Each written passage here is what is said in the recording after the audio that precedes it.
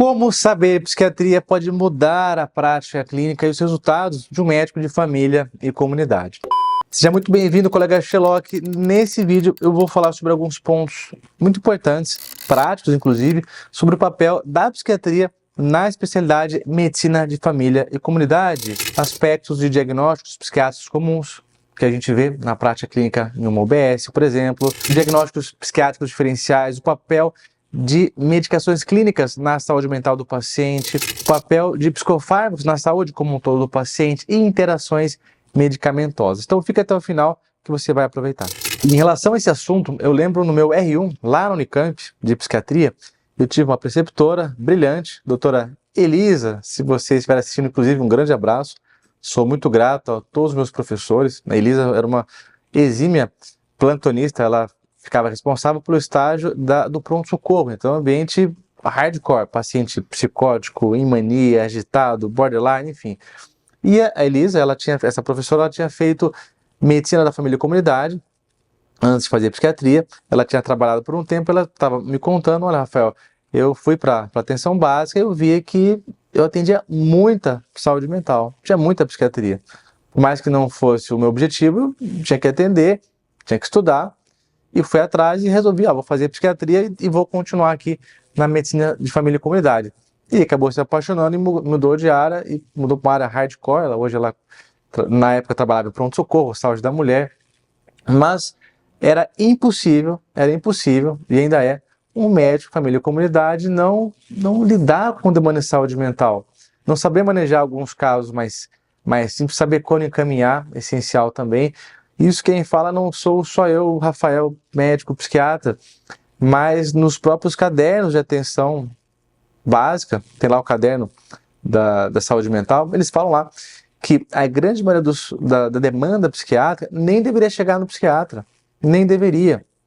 Quadros ditos do sofrimento mental comum deveriam ser resolvidos na linha de frente. Então, quadros depressivos, a grande maioria, leves, moderados, quadros ansiosos, somatizações, pacientes um pouco mais difíceis, ainda assim um diagnóstico preciso, não deveriam chegar no psiquiatra. A gente vê, inclusive, essa mudança de epidemiologia nos consultórios dos psiquiatras. Tinha um outro professor que, numa aula de esquizofrenia, ele falava o seguinte: olha, quando eu era residente, recém-formado, eu atendia os pacientes que eram egressos das enfermarias, do paciente bipolar, paciente com esquizofrenia, uma depressão mais grave. E esses pacientes que iam para o consultório, hoje em dia não, hoje em dia são pacientes insônios, ansiosos, que está tudo bem, a gente atende com o maior prazer, com a maior boa vontade, mas pensando em política pública de saúde, não faz muito sentido, estrategicamente, que esses pacientes cheguem ao psiquiatra, que já somos poucos, é verdade, e a fila de espera é muito grande e uma demanda que todo médico deveria saber conduzir, para ter mais segurança, inclusive para ter mais satisfação no próprio trabalho. E, nesse sentido, existem algumas peculiaridades, existem algumas demandas específicas que falaremos aqui nesse vídeo sobre o papel da psiquiatria na medicina de família e comunidade. O primeiro ponto diz respeito justamente aos diagnósticos psiquiátricos mais comuns que inundam as UBSs, que inundam os NASFs da vida, e que não deveriam chegar no psiquiatra, não precisariam chegar no psiquiatra, né? Então a gente tem os quadros de ansiedade, os quadros depressivos, as somatizações, aqueles pacientes, né, poliqueixosos, somatizadores. Na grande maioria das vezes poderiam receber ali um SRS, um antidepressivo, pontualmente um benzodiazepínico, uma psicoterapia quando disponível. Eu sei que não é realidade na maior parte do país, no ambiente do SUS. Trabalhar questões de hábitos de vida, isso melhora, isso funciona muito bem. E, tão importante quanto saber o que conduzir, como conduzir, esses quadros mais leves, mas saber quando encaminhar. Então, por exemplo, um paciente com um transtorno afetivo bipolar, esse é do psiquiatra mesmo. Paciente com quadro psicótico, que chegou lá na UBS por outros motivos, né? Muitas vezes ele está dislipidêmico, diabético, hipertenso, e aí o clínico geral avalia: opa, esse paciente aqui está meio confuso, deixa eu ver o que está acontecendo. Esse paciente, né, deveria ser prioridade para chegar depois no CAPS, nos ambulatórios de psiquiatria. Pacientes depressivos graves, com ideação S, não posso falar que o canal cai, né? Tem risco de não estar mais aqui amanhã. Esses casos sim, e fazer essa triagem é essencial. Então é separar o joio do trigo mesmo. e o que não for grave, conduzir. E aí, se tiver alguma dificuldade técnica, existe o matriciamento, existe o NASP, né, que em alguns locais funciona, outros nem tanto, mas a grande questão é acabar com esse gargalo. Chorou, encaminha para o psiquiatra. A gente cuida, tá tudo bem, mas estrategicamente, né, pensando em saúde pública, não funciona bem. E nesse sentido, ainda em relação aos encaminhamentos, às vezes indevido, temos os diagnósticos clínicos muito comuns, diferenciais em psiquiatria. Então, por exemplo, quadros de anemia, quadros de hipovitaminose, quadros de hipotireoidismo, muito comum. Trabalhei uma época em UBS como psiquiatra, a fila de espera era ali 3, 4 meses, e era muito comum acontecer de eu receber um paciente com hipotireoidismo subclínico. Na verdade, ele não estava depressivo, ele estava com um quadro clínico. Ou o paciente com quadro de anemia, muito comum também, ou ainda o paciente com um transtorno de adaptação, de ajustamento, terminou o namoro, ficou mais triste, encaminhou, já se passaram 3, 4 meses. Quando o paciente chegava, já estava de namorado novo, já tinha mudado tudo. E eu perguntava, olha, mas o que você está fazendo aqui? Não, me encaminharam, eu vim, demorou bastante, mas eu já estou bem agora, mas já que estava agendado, eu vim, né? Não vou perder a chance de falar com o psiquiatra. Então, otimizar essa triagem clínica, psiquiátrica. E aí a gente vai ter também as medicações clínicas provocando sintomas psiquiátricos. E muitas vezes o colega médico, família, comunidade, se ele soubesse antecipar em relação a algumas coisas, ele vai dar prioridade para algumas medicações, para outras nem tanto. Então, por exemplo, a gente tem o uso de corticoide provocando sintomas psiquiátricos, muito comum, os pacientes usando prednisona, prednisolona, pelos mais diversos motivos, né? A gente sabe que os corticoides podem provocar sintomas de ansiedade, provocar sintomas de insônia, provocar sintomas psicóticos, os pacientes podem entrar em mania, muitas vezes. E tá tudo bem quando tiver que encaminhar. Puxa vida, olha, deu uma prednisona aqui, o paciente entrou em surto psicótico. Eu não vou conduzir, e tá perfeito. Encaminha lá para o psiquiatra. Agora, puxa vida, estou com esse paciente em insônia aqui, tá usando a prednisona não sei quanto tempo, e vou dar um Rivotril para ele. Não, então saiba que a medicação tem esse efeito. É conhecer muito bem os efeitos adversos das medicações clínicas que você prescreve. Um outro exemplo, o propranolol.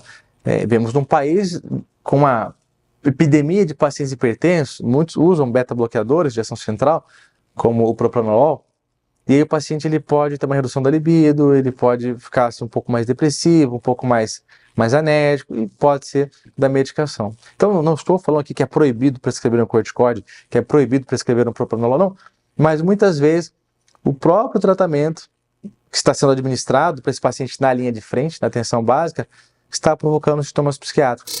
E saber disso aumenta e muito a resolutividade do médico, família e comunidade. E se por um lado, medicações clínicas podem provocar sintomas psiquiátricos, é importante também que os colegas da medicina, família e comunidade saibam dos efeitos adversos dos psicofármacos, que muitas vezes eles mesmos vão prescrever, como por exemplo os antidepressivos ISRS, que em doses altas podem deixar o paciente apático, que comumente atrapalham a libido, reduzem a libido, atrapalham a capacidade de manter ereção do paciente do sexo masculino. Isso atrapalha muito a qualidade de vida dele.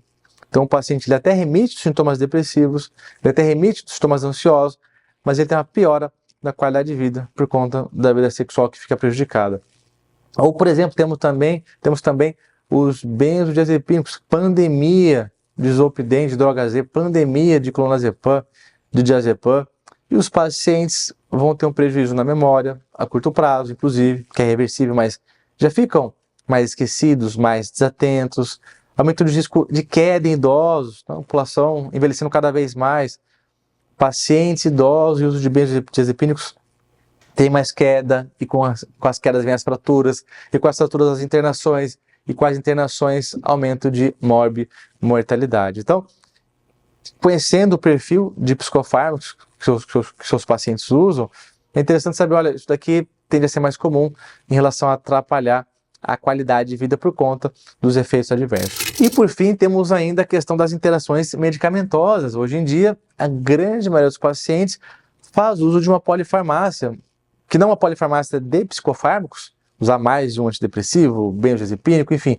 mas usam um psicofármaco mais uma medicação clínica. Então, um exemplo muito comum é o aumento do risco de sangramento em pacientes que usam antidepressivos SRS e anticoagulantes.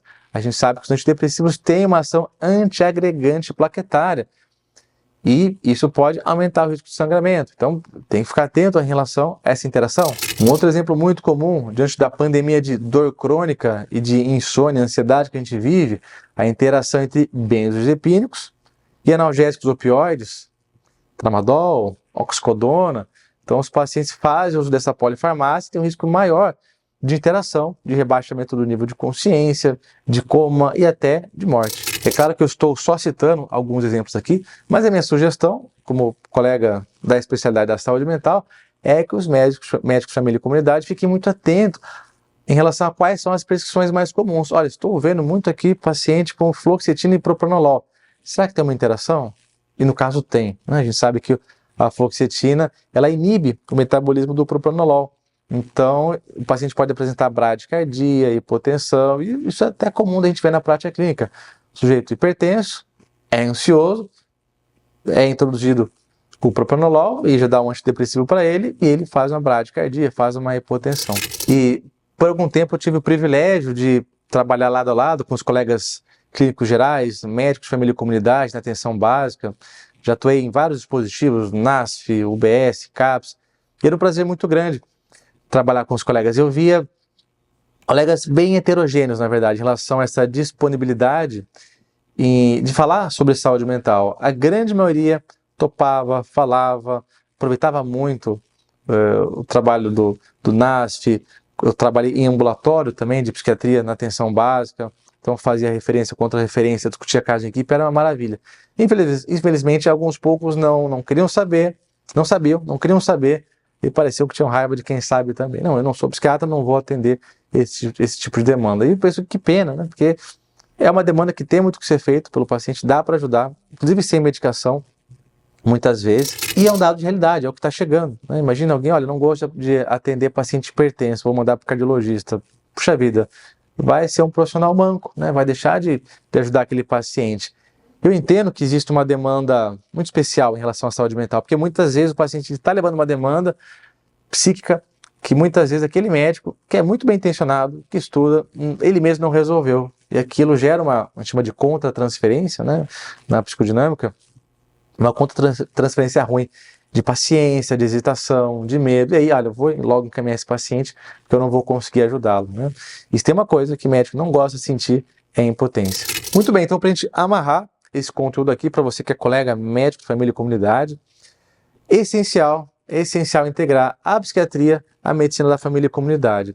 Isso envolve vários aspectos, desde dominar os diagnósticos psiquiátricos mais comuns que você vai se deparar, quando fazer o encaminhamento devido, falamos aqui alguns exemplos, o papel das medicações clínicas, o impacto das medicações clínicas na saúde mental e ao contrário, o impacto dos psicofármacos na saúde clínica, na qualidade de vida do paciente. Falamos sobre as interações medicamentosas, esse grande problema da polifarmácia, tudo isso para você poder ter um norte para orientar o seu estudo, sua prática clínica, para você poder, de fato, transformar a vida dos seus pacientes na atenção básica e não depender somente do psiquiatra que está longe, a fila de espera de 4 a 6 meses, e você fica, meu Deus, o que eu vou fazer para esse sujeito que está hoje, agora, na minha frente, me pedindo ajuda. Eu sou o Rafael Gomes, médico psiquiatra, e se você gostou desse conteúdo, não deixe de curtir, compartilhar com um colega, médico, família e comunidade. Já se inscreva no canal para receber mais conteúdo sobre psiquiatria para médicos. Um grande abraço e até a próxima.